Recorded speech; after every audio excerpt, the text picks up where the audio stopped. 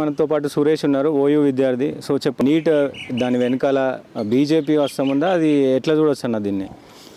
ఏదైతే మే 5th జరిగిన NEET exam, దేశవ్యాప్తంగా జరిగిన ఎగ్జాము జూన్ 14 నాడు కావాల్సిన ఫలితాలు జూన్ 4కే రిలీజ్ చేశారు. అంటే ఇది ఒక అనుమానాస్పదంగా ఉన్నది దేశవ్యాప్తంగా.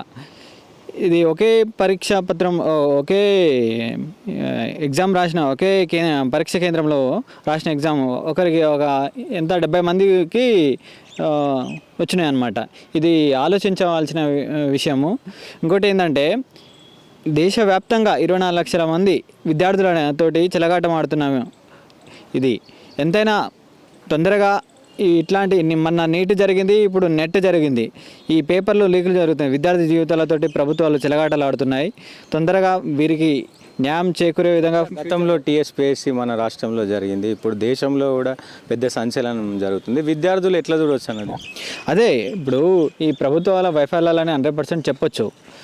ఎందుకంటే మన స్టేట్ గవర్నమెంట్లో జరిగినాయి, ఇప్పుడు సెంట్రల్ గవర్నమెంట్లో జరుగుతుంది. అసలు విద్యార్థులపైన ఒక యాక్షన్ లేదు. ఒక విద్యా వ్యవస్థ పైన భ్రష్టు పట్టిస్తున్నాయి ప్రభుత్వాలు, కేంద్ర ప్రభుత్వాలైనా రాష్ట్ర ప్రభుత్వాలు. ఏమైనా 2 ప్రభుత్వాలు అదే పొగడ. ప్రభుత్వాలలో ఏం మార్పు లేదు. కేంద్ర ప్రభుత్వం అయినా రాష్ట్ర ప్రభుత్వం అయినా సేమ్ ఉన్నాయి, దొందే అనమాట. సో అందుకని నేను ఏమంటున్నా అంటే, యాక్చువల్గా విద్యార్థులు బాగుపడాలంటే ఒక నిబద్ధత ఉండాలి. ఇంకోటి, దేశవ్యాప్తంగా నీట్ అంటే చాలా పెద్ద డాక్టర్లు అట్లాంటి పొజిషన్ ఉన్నది. సో కాబట్టి ఈ చిత్తశుద్ధితో నిర్వర్తించాలి. ఇంకోటి, ఒక పారదర్శకంగా నిర్వర్తించాలని మేము ఉస్మానియా యూనివర్సిటీగా మేము తెలియజేస్తున్నాను. సో ఇప్పుడు ఈ కోల్ మైన్కి సంబంధించి కూడా హాట్ టాపిక్ నడుస్తుంది రాష్ట్రంలో. అసలు ఎవరు మాట్లాడతలేరు దీని మీద.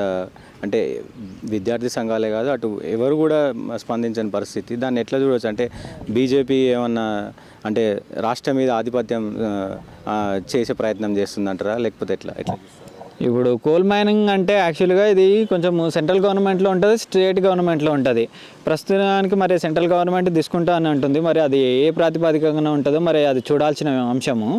సో ఇప్పుడు మరి సెంట్రల్ గవర్నమెంట్ తీసుకుంటుందంటే మరి అది మరి రాష్ట్ర ప్రభుత్వాలు కూడా ఆమోదించాలి కదా దానికి. మరి ఎట్లా అనేది వాటా అని ఉంటుంది అనమాట. ఏదైనా కూడా సింగరేణి గనులు అయినా కానీ ఏదైనా కూడా స్టేట్ గవర్నమెంట్కి ఇంత పర్సెంటేజ్ ఉంటుంది, సెంట్రల్ గవర్నమెంట్ అంత పర్సెంట్ ఉంటుంది. మరి అది మనం ఆలోచించాల్సిన విషయం అది.